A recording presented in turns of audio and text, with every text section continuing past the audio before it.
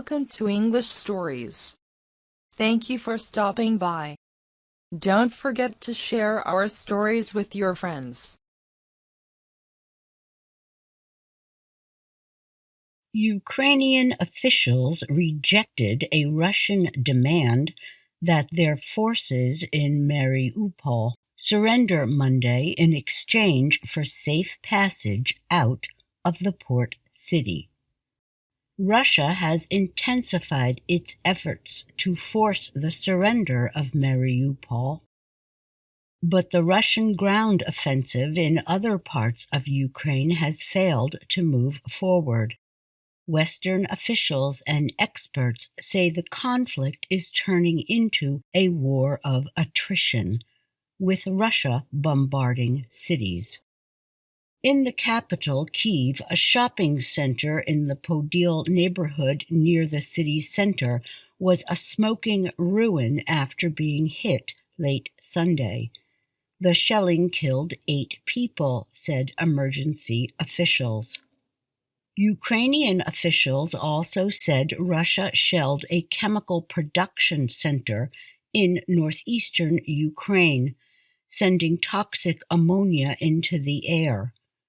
Russian forces also hit a military training base in the west with cruise missiles. The surrounded southern city of Mariupol has seen some of the worst horrors of the war. It has been under Russian attack for more than 3 weeks. Ukrainian and Western officials have called the Russian attacks on the city a war crime. Russia offered to open the city so people could escape in exchange for surrender. Hours before the offer came, Ukrainian officials said an art school where some 400 people were taking shelter was hit by an airstrike. They are under the rubble and we don't know how many of them have survived, Ukraine's President Volodymyr Zelensky said. Russian Colonel General Mikhail Mizintsev has offered 2 escape paths, one heading east toward Russia, the other west to other parts of Ukraine, in return for Mariupol's surrender. He did not say what Russia would do if the offer was rejected. The Russian Ministry of Defense said officials in Mariupol could face a military tribunal if they sided with what it described as bandits. The Russian state news agency RIA Novosti reported.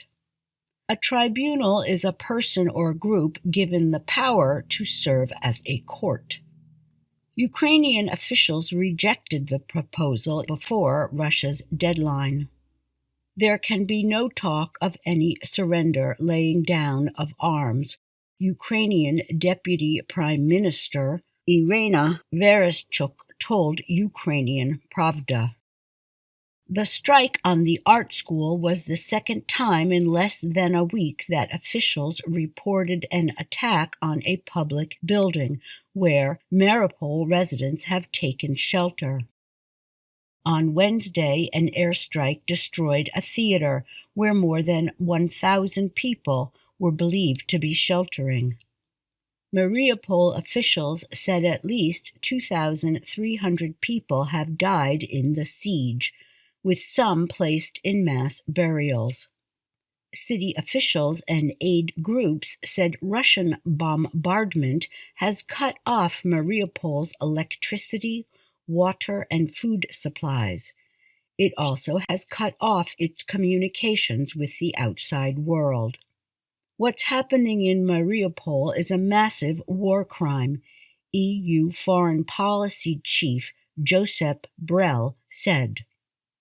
Mariupol had a population of about 430,000 before the war.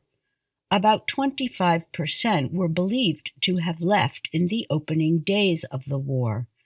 Tens of thousands fled over the past week through a humanitarian escape path. The United Nations said Russia's invasion has driven nearly 3.4 million people from Ukraine. The UN has confirmed over 900 civilian deaths, but said the real number is probably much higher. There are many estimates of the number of Russian deaths, but most are in the low thousands. Some who were able to escape Mariupol met relatives as they arrived by train Sunday in Lviv in western Ukraine. Battles took place over every street, every house became a target, said Olga Nikitina, who met her brother as she got off the train. Mariupol is an important target for Russia. Its capture would let Russian forces in southern and eastern Ukraine join together. It would also help Russia establish a land bridge to Crimea, which was taken from Ukraine in 2014. More than 3 weeks into the invasion, the two sides seem to be trying to wear each other down, experts said. Russian forces continue to launch long-range missiles at cities and military bases, as Ukrainian forces carry out hit-and-run attacks. Talks between Russia and Ukraine have continued by video link, but they have failed to produce agreement. Russia is demanding Ukraine disarm and declare itself neutral. Ukraine is saying Russian forces must withdraw from the whole country. U.S. President Joe Biden was expected to talk Monday with the leaders of France, Germany, Italy, and Britain about the war. The Russian Foreign Ministry warned that relations with the U.S. are nearing a breach.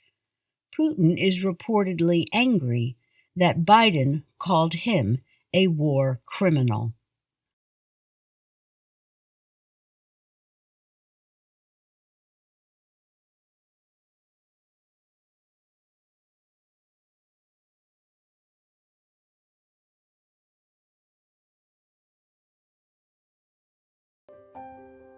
Continue your learning and listen to a English story.